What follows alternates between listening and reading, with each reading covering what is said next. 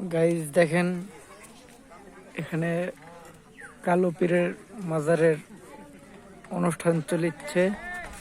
তা আমরা এ জায়গায় এসেছি কিছু কাজ করতে।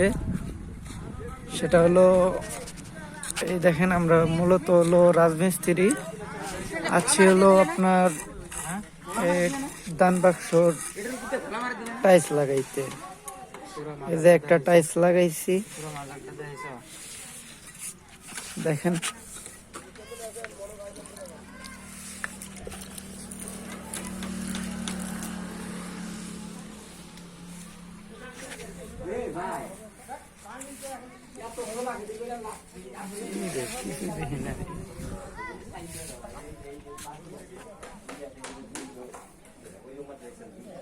দেখেন পুরো 70 হাত লম্বা